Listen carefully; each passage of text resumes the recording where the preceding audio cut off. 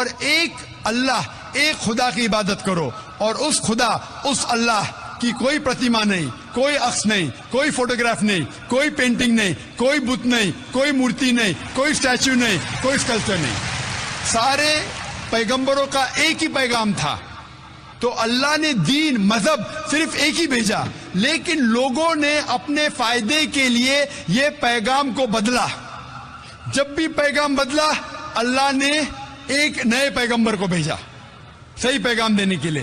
پھر کچھ وقت کے بعد پھر سے پیغام میں ملاوٹ آئی۔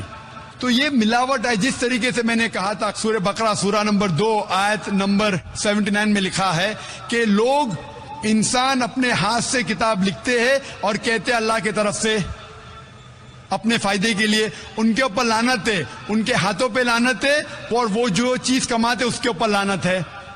لیکن جتنے پیغمبر پہلے آئے وہ صرف اپنے قوم کے لیے آئے تھے، اور ان کا پیغام محدود تھا ایک وقت کے لیے، جب تک نیا پیغام آئے گا۔ لیکن کیونکہ محمد صلی اللہ علیہ وسلم آخری پیغمبر ہے، وہ صرف مسلمان یا عربوں کے لیے نہیں بھیجے گئے تھے، وہ بھیجے گئے تھے سارے عالمین کے لیے۔ جس طریقے سے اللہ تعالیٰ فرماتے سورہ انبیاء میں سورہ نمبر 21 آیت نمبر 107، وَمَا أَرْسَلْنَاكَ إِلَّا رَحْمَةً لِلْعَالَمِينَ، ہم نے تمہیں نہیں بھیجا لیکن صرف رحمت بنا کے سارے عالمین کے لیے، ساری انسانیت کے لیے، سارے جہاں کے لیے۔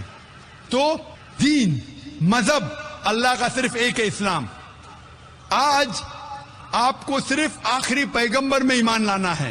جتنے پہلے پیغمبر آئے وہ صرف اس وقت کے لیے تھے، اور جتنے بھی پیغام پہلے آئے اللہ کی طرف سے، ان میں ملاوٹ ہو چکی ہے۔ ملاوٹ کے باوجود سارے پیغام، سارے مذہب کے پیغام میں لکھا ہوا ہے اللہ ایک ہے، وحدانیت کے بارے میں۔ اس میں یہ بھی لکھا ہوا ہے کہ آخری پیغمبر آنے والے جس کا نام محمد صلی اللہ علیہ وسلم ہے۔ میں نے تقریر کی تھی محمد صلی اللہ علیہ وسلم کا ذکر مختلف مذہبی کتابوں میں، میں نے تقریر کی تھی خدا کا تصور مختلف مذاہب میں۔